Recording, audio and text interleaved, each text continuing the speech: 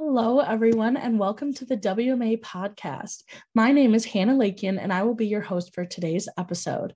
Joining us is Jessie Stirling, who currently works as an investment analyst and wealth advisor with Stevens Wealth Management Group based in the Greater Flint area. Jessie graduated from the University of Michigan with a background in actuarial mathematics and mathematics of finance. In today's episode, we discuss her journey to her career in wealth management, her day-to-day tasks as an investment analyst, fun resources she uses as an advisor, important qualities of a successful planner, advice for young advisors entering the industry, and so much more. Stay tuned.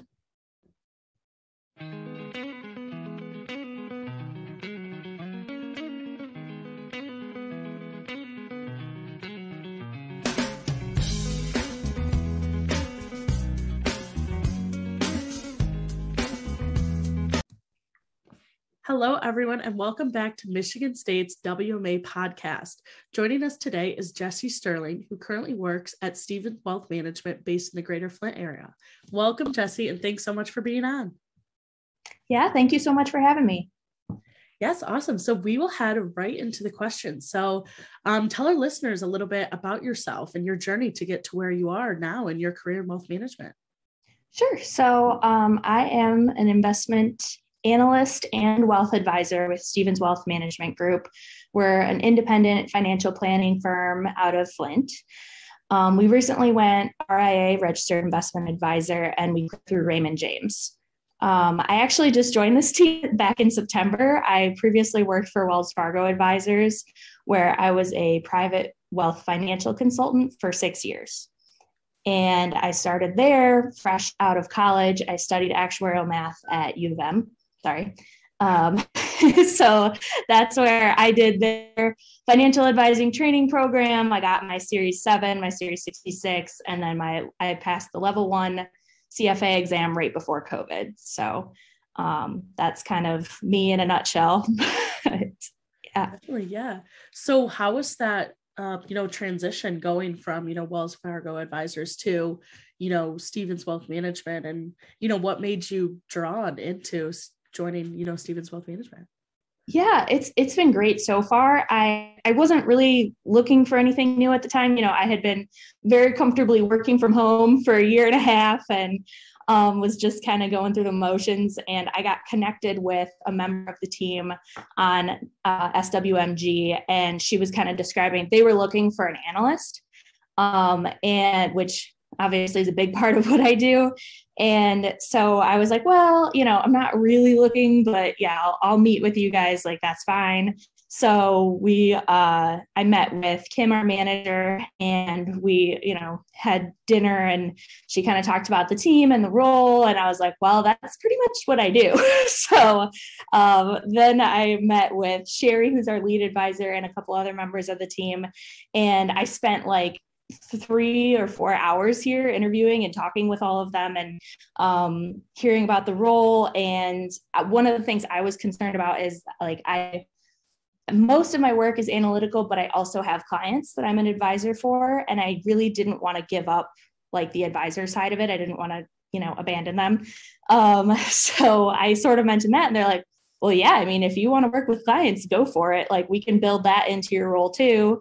And so, yeah, that's kind of how things took off. And it's been great settling in here. I helped them just at the tail end of their RIA transition and kind of get settled into that role. And it's been great. They keep me busy, but everything here is really well run and organized. And it's also a female-led team, which, is a nice plus and definitely a change of pace from my role at Wells Fargo. So it's been great. Awesome. Definitely. I know you mentioned kind of the analytical, side of your role. So I know, and you mentioned, you graduated from U of M. So I know you have a degree in actuarial mathematics and mathematics of finance and risk management. Can you tell us more about that and how that has helped you, benefit your career today? Sure. So yeah, I was an actuarial math major, which I wouldn't recommend unless you really, really like math. I originally thought that I wanted to be an actuary. And kind of as I was going through it, I was realizing I would take like finance classes as my electives for my major.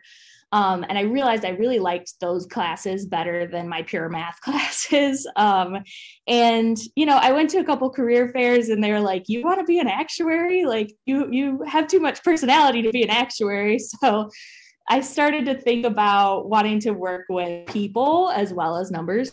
And so really when I got into my senior year, I started looking for a financial analyst role, but also an advisor role. Like I even then couldn't decide. And I got connected with a senior FA at Wells, who they were looking for a young advisor to add to their team. And he had an engineering background. So he liked that I had like a math background and something a little bit different. They also figured, which is definitely true, I'm a golfer and I was a math major. So I'm used to being in like male dominated environments. Like I can kind of hold my own. So that was a plus, but yeah, it really just helped. I mean, I don't use a ton of the really intricate math that I studied, but it did help like getting my licensing exams. I knew, we were talking about options and I knew them from the inside out because it was something I studied on the math side. So now I know how they work, on the applicable side. So it definitely helped. And I think that this is a better fit for me than if I had stuck with the actuarial path. But yeah, that's pretty much me. Yeah, definitely. So you said you're doing your CFA, and I'm sure, that's a great option. You mentioned your Series 7 and 66. At Michigan State, our program is really kind of set up to take our CFP. Do you have any, advice on, going that CFP route, for an advisor, or the CFA, or maybe doing, both throughout your career? Sure. So I am planning on doing both. Honestly, I was going to start with CFP because it's a little bit more applicable to like the advisor side, obviously. And we do a lot of financial planning here. However, my friend who was taking the Wells Fargo financial advisor training program with me, she already had her CFP and she was like, hey, I'm going to go for my CFA. You like numbers. We should get this. Like, it'll look really good. So we started to do that. And I hate her every day for it, but no, we passed level 1 and now we're studying. We took a break for COVID. And then I also got married during COVID, which is a whole other story, but, so now we're back to studying, and going back to it is so hard. So I guess my first piece of advice would be, if you're interested in getting those, I would get them while you're still kind of in like study mode after school, because going back to it, even like I've only been out of school 7 years, and it's already hard to go back to studying and finding the time, you only get busier. So I feel like if you're going to do it, definitely do it sooner rather than later. I know the CFP, you have to have an experience portion too. So obviously, it takes a little bit to use the designation, but yeah, I would do it sooner rather than later. Oh yeah, no, that's awesome advice for our listeners. Yeah. Currently as, an investment analyst and wealth advisor, what does a typical day look like for you? How does it work, working with your team and everything? Yeah. So I guess the typical day starts with so we have our CRM, our like Salesforce type of deal that had all our client notes and updates and that type of stuff in it. And through that, we have actions that are assigned to different people for tasks, which is really helpful because that's not something that I had before. And so it kind of keeps me organized. So usually I'll look and see what's pertinent. My actions tend to be things like trades. Definitely, I do the bulk of the trading on our team. Investment team prep for client meetings. So I really love doing this, but I get to look at the clients' accounts and portfolios before the FAs meet with them and kind of give my recommendations for their accounts and make sure that they're kind of balanced to the model, that they've been traded, that, we're doing everything we're supposed to be doing there. And it's really been nice for me, especially as a new member of this team, to get to know client accounts better. I'll give my objective recommendations and stuff, and they'll be like, well, now they like this, or they like to do this. So it's helped me learn a lot more about the clients. So I usually have trades, those types of things. I do a lot of like every day I'll check like our previous cash flows to make sure that there's nothing that needs to be invested or addressed. I do our investment policy statements, which is basically an agreement or kind of a guideline between the FA and the advisor for like what percentage of stocks they want in their portfolio, if they have anything that's, you know, unique, or they have any liquidity needs there. Then I also I have like weekly, monthly, quarterly reports too that look at like performance and our portfolio as a whole. We have monthly investment committee meetings that I help do a lot of the prep for, where we talk about like top of mind issues, both with clients and in the portfolios. I also lead our billing committee. So when we went RIA, we have to do all our own quarterly fees, which is very interesting. There's always a surprise that comes up. So I think that takes a little bit of an analytical mind too. You really have to like think through certain situations and be like, oh, I didn't think about that. We gotta make sure we cover that. So that comes up. We also have a financial planning committee. So we are trying to kind of revamp the way that we do financial plans for clients. And I help with our 401k portfolios. And then I also work with clients. So I kind of was able to pull a selected amount of clients from Wells. So I don't have a ton of clients right now, but that's something that we're aiming to build. I know both within our current book and then within my network too. So right now I don't have a ton of regular client meetings. It's kind of me helping the other FAs with theirs, but it's coming. Definitely. Yeah. So, I mean, you know, you're going to, you know, become a wealth advisor and be able to interact with clients, you know, along the way, what are some things that you've had that have helped, you know, be able, you know, learn to become, you know, a successful advisor? Or, you know, are there any podcasts or books you listen to, or other advisors who have kind of, you know, helped you lead that way, or going to help, you know, prepare you to, you know, be a financial advisor? Yeah, I would say definitely I'm a big fan of, I'm a little biased, but I've always had a team, you know, joined a team. I never tried to do like an independent FA route. I think it's really nice to have some people to fall back on and also to mentor you, especially at first. So definitely other advisors. I also had years like through my FA training program at Wells. There's one who, she's probably going to listen to this, but she and I still talk every day. We're going to each other's weddings. Like, you know, we bounce ideas off of each other. We're taking CFA together. Like, it's good to have people both, I feel like, who are experienced to lean back on, and also who are going through the same thing as you to kind of understand where you're at. But as far as like books, podcasts, that type of thing, the first one that came to mind, and again, she's going to laugh at me, it's called The Financial Professional's Guide to Communication. It's by Robert Fender. It is like half-inch bit like thick. It is a tiny little book. And they brought Bob, the author of the book, into our Wells training program at the home office to teach us about kind of the fundamentals of being a good advisor, like good listening skills, making sure, you know, that you're understanding the client's needs first, and also good presentation skills. He made us give presentations, and anytime you would say or pause, he would make you start over. It was really intimidating, but it's a really good book. I feel like if you're starting out as an FA, to like know what you need to do to make yourself presentable, especially being strong. The other one, if into prospecting, there's a book called Numbers Game. Nick Murray kind of talks about, you know, how many people you need to be in front of in order to bring in new business. I admittedly am not like, I don't listen to a lot of podcasts. This is kind of new to me. However, this is like very millennial of me, but I follow a lot of like satire finance pages on Instagram, and they get me through the day. All right. Looks like we just had a little technical difficulties and cut out there. No worries. I saw you freeze. So you were mentioning the following the Instagram accounts, the satirical, finance stuff. Yeah. Tell us a little bit more about that. I know, I'm sure a lot of our listeners are kind of in that, age where they would love that. So I'm sure they'll love to hear this.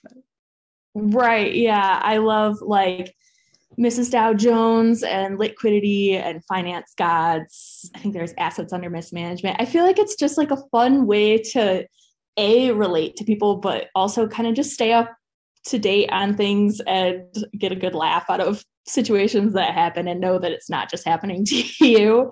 And it kind of also, I feel like if you're just starting out, it's probably a good way to like absorb the jargon that comes with working in finance, because there's always an acronym, there's always, so yeah, it's more fun for me to like follow along on that type of stuff than to like read Yahoo Finance every morning. I know a lot of people that do, and I probably should do it more, but those types of things. Other than that, I like to read a lot of like personal development and personal finance books. The first one that stuck out to me is one called You Are a Badass at Making Money. Like, I feel like it's a good one to like recommend to people. I'm also reading one right now that's called Rich as F.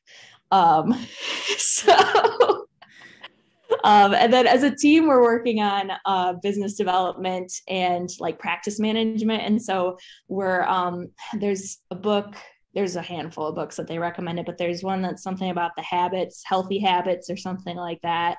So there's tons of stuff out there. I feel like anything that you can absorb to kind of get a better understanding of things and make life more efficient is definitely good. Definitely. Yes. I love everything you said, and it's interesting seeing, I think it's important, like kind of reading books or like hearing from other people about some of those softer skills, like you mentioned, like, being a good listener, or presentation skills, and, communicating with clients stuff. And, that's all awesome. So yes. So I wanted to ask you, as a new advisor, what do you feel are the most, important qualities of an FA? What can they do to, be successful in this industry? Sure. I think I said it before, but I think listening is huge, because you can think that you have the best recommendations for someone and know exactly what they need. But if you don't listen and understand like what is top of mind for them or what keeps them up at night, you're just not going to connect on the same level. I think that that's something that female advisors are especially great at. Not that males aren't, but I feel like they can connect a little bit on like the emotional level as well as the logical one. So I think that is super important, and just good communication skills in general, respond to client emails in a timely manner, or just be open and able to answer questions. I think confidence is the big one, which is hard. It's definitely hard at first, and I obviously am still working on it. But when I first started, I was 21, little blonde, going into meetings and being like, yeah, I can manage your money. And it's like, can you? I don't know. But now, now I feel like, I can walk in, and if someone showed me, $1 million, I could have suggestions for it, or, come up with things. And it's definitely something that comes with time. And at the same time, you don't want to be overly cocky, being the young kid joining a new firm, thinking everything. Being open and susceptible to knowledge is really important too. And then being flexible with like time management skills, another thing I am working on. It will help your life immensely if you are able to kind of figure out a routine. We're working on like time blocking and that type of thing. I know a lot of people are really good at it. I suck at it. But that is, I wouldn't say it's like necessary, but it's really great if you have those skills. Something else is like delegating skills, which if you're new starting out at a new firm, you'll be the delegatee, but trying to really find ways to make your time most efficient and make your life most enjoyable. So if there are things that you can delegate to people where you don't have to do everything all the time, that is important too. Yes. Awesome. Yeah. I think it is really important. You said, about confidence. And I think maybe newer, younger advisors or, especially women coming into the career that, I think confidence will come with time and, as you continuously are learning and, building relationships. But yes, well, thank you for that. That was really helpful. But yeah, no problem. Coming off of that, I did have a question, kind of advise kind of at the other ends, maybe if your client isn't super confident or super aware to like their money or any situations, how do you maybe instill like that confidence in those clients who maybe don't have as high as a financial acumen or who have never really dealt with money before? Yeah, that's a big one, and that's something that I really like to help people with. And I think that it's easier for me to relate to people on that level because I'm younger, and maybe in some situations because I'm female. I do have a lot of female clients, but I think that people feel more comfortable asking me quote unquote stupid questions. And I love the stupid questions because they're not like finance is such a delicate subject, and it's such like it's such a touchy and private subject. So it's really hard to talk about and feel confident about. So I really like being able to translate things from like the numbers, jargon, that type of thing, and try and put it in English for the client. And so I think I do a fairly good job about it. I obviously talk a lot, so that probably, goes over some of their head. But I think being able to kind of break down like into little pieces, like this is where you're at and this is where you want to go. We're going to help get there. They don't need to know all the little details about, emerging market debt and all the random little things. That's my job. But as long as they can have kind of like a general concept of like what their numbers look like, what they need to do to achieve their goals, I think that it kind of helps them feel more in control and feel like they leave meetings with a good feeling as opposed to just being totally overwhelmed. So, and that's a skill that is difficult because every client's a little bit different. You kind of have to you don't want to talk down to someone who does know more. You don't want to talk above someone's head. You kind of have to figure out how to play it to the person. So it's an art, but I think that it's something that being younger, I think definitely helps kind of take off some of that intimidation factor that may come with the world of financial planning. Mm-hmm. For sure. I think it's where it comes in, understanding your client and, as you said, kind of that empathy aspect. Definitely. Mm-hmm. Yeah, for sure. Yeah. So you joined SWMJ in 2021 and, you're going to be an advisor. I mean, where do you see yourself in these next 5 years or maybe, your next 10 years? Yeah. 5 years, I see myself, hopefully have some young kids. So I'll probably be balancing that life. But I think that's a good thing about my team.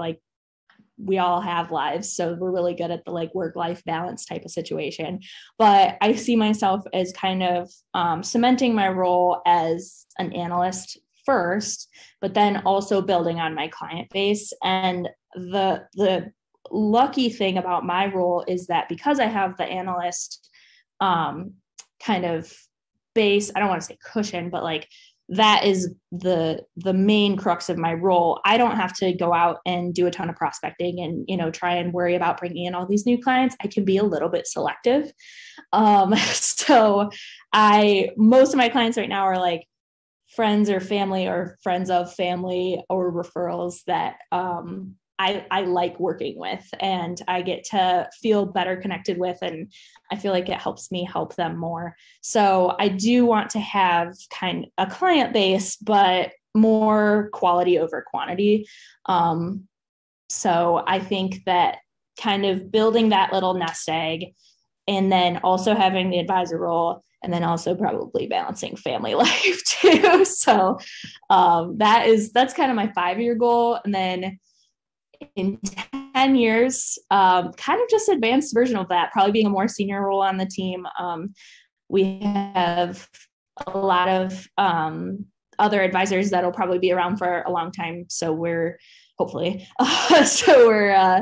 we'll probably be more like on a partner level, and kind of working toward being like a CIO of our company, kind of the chief investment officer type of thing, and still advancing roles with clients. And then I'll probably be like a full-blown hockey mom by then. So be doing that too. So really, I just like to do it all. No big deal. Yes, definitely. Awesome. Well, I know sometimes I feel that question can be hard, the 5-10 years, seeing the future, but it's awesome to hear, from you. I did have a question, what would you, say to anyone who's considering, the financial planning profession, or, what do they need to know? And, maybe more specifically, as a woman, what would you say to, those females who are thinking of, entering into a future career in wealth management? Yeah, I would say to women, I would not be intimidated by joining a male-dominated industry. I know it's tough. I mean, you have to find the right people to work with who will support you and support your growth. And I've been pretty lucky in that regard, but I think it's still pretty tough sledding out there. We've gotten a lot better, but you just kind of have to have a little bit of thick skin and, show yourself well and be confident. And I would say finding a good mentor kind of goes along with that, whether it's a successful female or even a male, someone supportive who kind of has been through it. Also having a support system, within your current network too. I also would say just try and get as much experience as possible. When you start a new role, if you want to be an advisor, try and sit in on as many client meetings as you can with like a more senior FA, because that's kind of how you learn how to react to different client situations, and also how to show different scenarios or different points without just going through the motions. So I would say, get as much as you can, because that type of hands-on experience is the only way. That's so much better than learning from a book. It's the only way that you're really going to understand, how to answer certain client questions and without just regurgitating what you learned on the Series 7. Yes. Yeah, I think it's so, you talked about experience and, growth and, continuously learning. I think those are all super important things. And I kind of want to end this with, what advice do you have, for, the Wealth Management Association and our listeners? Most of our listeners are, people who want to enter into the career, or students, and, what would you say to them? What advice? Yeah, I would say, don't be afraid to grow into your strengths. I feel like, you really come out of college thinking like, oh, like I have to be an FA, or, oh, I have to be an analyst or something like that. Like you can kind of you can start there, but then kind of find your way into like what makes you happy. And both with working with certain types of clients, like I obviously connect well with women or younger investors, but also like, what makes you tick. Like I like working with numbers and analyzing portfolios. Not everybody does. We have someone on our team who she has her CPA and she specializes in tax planning. We have someone who's really good at the 401k side. We have there's a niche for everyone. We have someone who's really good at like practice management and making our lives more efficient, which is super important. So I would say like, you can start out and then don't be afraid to like venture off and think, find what drives you. And then the other thing, little piece of advice, because I'm a financial planner, start a Roth IRA or contribute to a 401k or something. Start your retirement planning as soon as possible. I am not kidding you. All those compound growth charts, they are real. I don't care if it's $25 a month or even less than that, but like, start small, but start with something. Definitely. Yes. Einstein said compound interest is the eighth wonder of the world. So definitely. Yep. Yes. Well, thank you so much, Jessie, for being on and, sharing your journey and kind of what your day looks like and sharing some advice with our listeners. We really appreciate you. And thank you so much for being on. Yeah, no problem. Thank you for having me. Yep. Thanks. If you like what you just heard, please like, comment, and share. This is Lance Mullen, producer of the MSU WMA podcast. MSU WMA, or Michigan State University Wealth Management Association, is a student organization part of the Eli Broad College of Business, located in East Lansing, Michigan. Our mission is to inspire and educate the next generation of financial planners. Thank you for listening to today's episode. If you enjoyed, please check out our channel on all platforms such as Spotify and Apple Podcasts, and check out our social media at MSU WMA and msuwma.com.